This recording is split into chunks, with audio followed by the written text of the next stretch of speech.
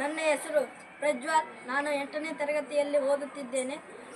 ನಾನೇ ಸ್ವತಃ ಬರೆದಿರುವ ನನ್ನ ಕವನದ ಶೀರ್ಷಿಕೆ ನಮ್ಮ ತೆಕ್ಕಲಕೋಟೆ.